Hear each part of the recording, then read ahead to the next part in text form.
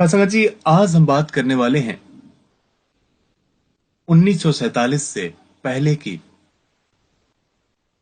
डेरा ब्यास में एक पति पत्नी अपने एक बिल्कुल छोटे से बच्चे के साथ आए थे।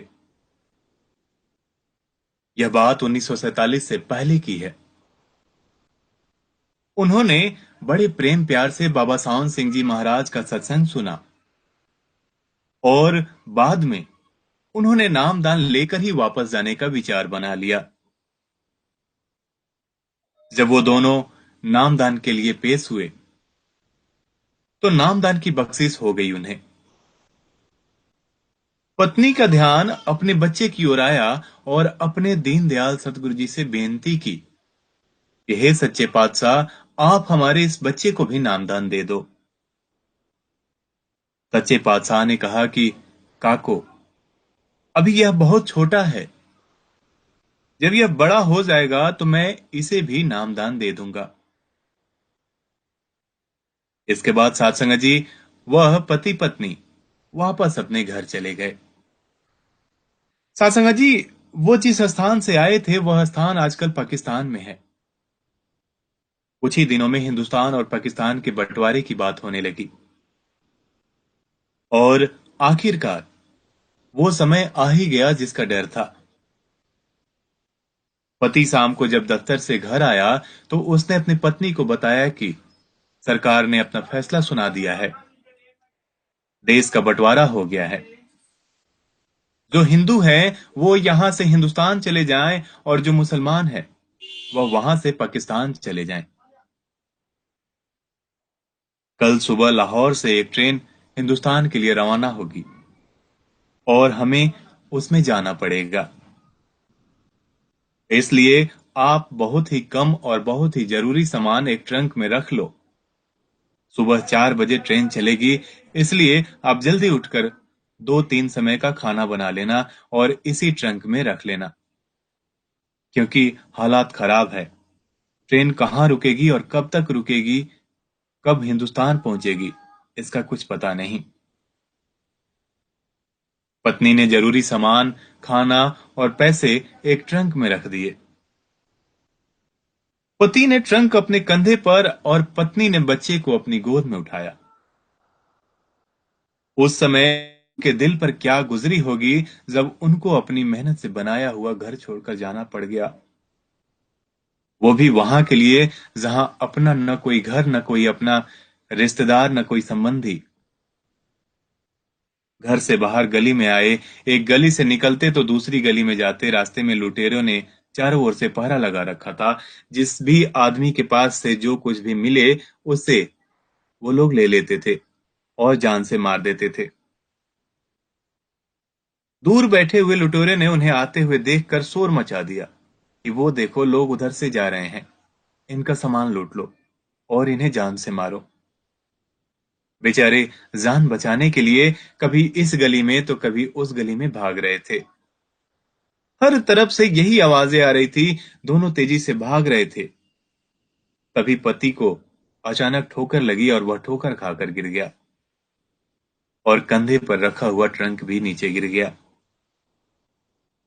पति ट्रंक को उठाने की कोशिश कर रहा था, फिर पीछे से आवाज आई कि वही वही आवाजें, पीछे से लोग दौड़ रहे थे उसे पकड़ने के लिए।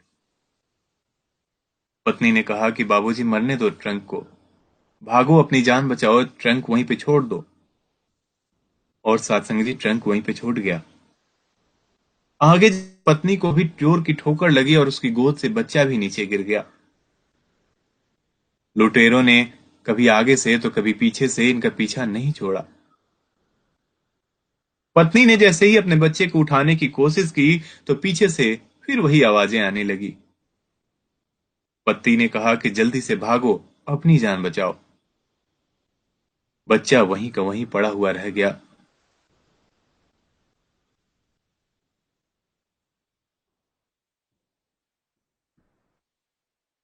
सत्संग जी, बच्चा उठाने का भी मौका न मिला। पति पत्नी दोनों भाग रहे थे। तभी उन्हें रेलवे लाइन के साथ एक स्थान पर जंगला टूटा हुआ दिखाई दिया और दोनों पति पत्नी उसमें से निकलकर पटरी के साथ भागते हुए लुटेरों को पता न लगा कि वो कौन से रास्ते निकल गए। लुटेरे ने एक स्थान पर अपना डेरा लगा लिया था कि और तो अब उनके निकलने का कोई रास्ता है नहीं। आएंगे तो इसी रास्ते से आएंगे तो कहाँ जाएंगे। इनको घेरने के लिए लुटेरों ने एक जगह पे खड़ा हो गए थे। उधर दोनों पति पत्नी रेलवे लाइन से होते हुए रेलवे स्टेशन पर पहुंच चुके थे। रेलवे स्टेशन पर पुलिस थी, इसलिए वहां पर कोई डर न था। रेलगाड़ी जाने के लिए तैयार थी, दोनों उसमें बैठ गए। रेलगाड़ी में बैठे सभी लोग आपस में हिंदुस्तान जाने की बातें कर रहे थे और अपनी खुशी प्रकट कर रहे थे। उस डिब्बे में बैठे दोनों पति पत्नी रो रहे थे, क्योंकि न तो उनके पास ट्रंक था और न ही उनके पास उनका बच्चा। पत्नी ने कहा कि मैंने तो सुना था कि संतों का वचन पूरा होता है। दुनिया बदल सकती है, परंतु संतों के वचन कभी भी नहीं बदलते। संतों के वचन अटल होते हैं। और जब मैंने इस बच्चे को नामदान देने की बात कही थी, तो उन्होंने कहा था कि जब यह बड़ा हो जाएगा तो मैं इसे भी नामदान दे दूंगा। हमारा बच्चा आज भूखा प्यासा मर जाएगा। लुटेरे उसे मार देंगे। यदि उनसे बच भी गया तो उसे कौवा गिद्ध खा जाएंगे। आज हमारा बच्चा मर जाएगा और संतों का वचन झूठा हो जाएगा। साथ संगत जी, रेलगाड़ी के कर्मचारी ने अपनी सीटी बजानी शुरू कर दी। इतने में एक आदमी कुली के रूप में, जिसके एक कंधे पर ट्रंक और दूसरे कंधे पर बच्चा उठाए हुए जोर जोर से ऊंची आवाजें लगाता हुआ हर डिब्बे के पास जाकर कह रहा था कि भाई, जिसका यह ट्रंक हो ले लो, जिसका यह बच्चा हो ले लो। उसकी आवाज सुनकर जब खिड़की से बाहर देखा, तो वो उनका ही ट्रंक और उनका ही बच्चा था। एकदम आवाज लगाई कि वो भाई इधर आओ, यह हमारा ही ट्रंक है और यह बच्चा भी हमारा है। बच्चे को लेकर चूमा और उसे अपनी छाती से लगाया। पत्नी से कहा कि ट्रंक खोलो और इस बेचारे को 200 रुपए दो, इसमें हमारा ट्रंक और बच्चा हमारे पास पहुंचा दिया। पति ने 200 रुपए निकाले और देने लगा। उसने लेने से इनकार कर दिया। पत्नी ने सोचा कि शायद पैसे कम है, तब नहीं ले रहा। पत्नी ने कहा कि इसे 500 रुपए दे दो। पति 500 रुपए देने लगा तो उसने फिर इनकार कर दिया। पत्नी ने कहा कि आप इसको ट्रंक में रखे हुए सारे रुपए दे दो, हम भीख मांगकर भी गुजारा कर लेंगे। पति ने सारे रुपए निकाले और उसे देने लगा, तो भी उस आदमी ने रुपए लेने से इनकार कर दिया। कहने लगा कि बाबूजी, जिस ट्रंक में से आप बार बार पैसे निकाल कर मुझे दे रहे हो, यदि मैंने पैसे ही लेने होते तो यह ट्रंक तो पहले ही मेरे पास थी। मैं पैसे लेने के लिए आपका ट्रंक और आपका बच्चा लेकर नहीं आया हूं। बातचीत के दौरान एकदम पति पत्नी का ध्यान उस आदमी के कुर्ते पर गया, तो क्या देखा कि उसके कुर्ते का एक कंधा फटा हुआ है और उसमें से खून निकल रहा है। और दूसरा कंधा बच्चे के मल मूत्र से लथपथ हो चुका था, क्योंकि बच्चा गिर जाने के डर से डर गया था और घबराया हुआ था, इसलिए उसने कंधे पर ही मल मूत्र त्याग दिया था। और दूसरा कंधा खून से इस तरह लथपथ था कि जब ठोकर खाकर ट्रंक नीचे गिर गया था, तो ट्रंक की चादर टूट गई थी और जिससे कुर्ता भी फट गया था और कंधा भी फट गया था, जिससे लगातार खून निकल रहा था। ऐसी हालत में आप हमारा ट्रंक और बच्चा लेकर आए हो। आप यह सारे पैसे रख लो। हमारा ट्रंक और हमारा बच्चा हमें मिल गया। बस आप यह सारे पैसे रख लो।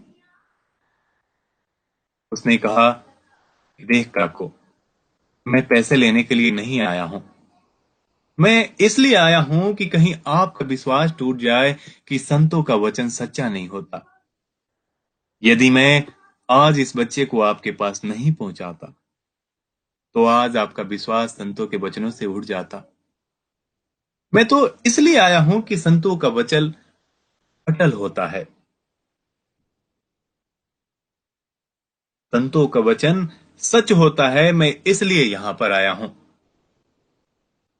इतनी बातें सुनते ही रेलगाड़ी ने अपनी चलने की रफ्तार बढ़ा दी।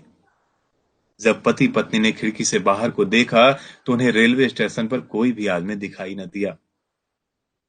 दोनों पति पत्नी आंखों में आंसुओं की धारा बहती जा रही थी, जो रुकने का नाम नहीं ले रही थी। आपस में बातें हो रही थी कि जिस दिन हमने नामदान के समय इस बच्चे को भी नामदान देने की विनती की थी, उस दिन भी मुझे सतगुरु जी ने कहा था कि काको उस दिन भी सतगुरु जी ने मुझे काको कहकर ही बुलाया था और कहा था कि तू इस बच्चे की चिंता मत कर। यह जब बड़ा हो जाएगा तो मैं इसे भी नामदान दे दूंगा। आज हमारा विश्वास उठ रहा आज हमारा विश्वास उठ रहा था कि हमने तो सत्संग में सुना था कि संतों का वचन कभी झूठा नहीं होता। आज उनका वचन झूठा हो जाएगा। हमारा विश्वास धीरे धीरे उठ रहा था। जब हमारा बच्चा ही हमारे पास नहीं रहा तो अब संतों का वचन झूठा हो जाएगा। संतों का वचन झूठा न हो और उनके ऊपर विश्वास बना रहे, इसी मकसद से सदगुरु को स्वयं अपना रूप बदलकर आना पड़ा। सुनी सुनाई बात पर इंसान थोड़ी सी मुसीबत आ जाने पर अपने सदगुरु से अपना विश्वास उठा लेता है साथ संगत जी, और उसका विश्वास डगमगाने लगता है। संत मत करनी का मार्ग है, कथनी का नहीं। संत जो कुछ समझाते हैं उनका अपना अनुभव होता है, कोई सुनी सुनाई बातें नहीं होती।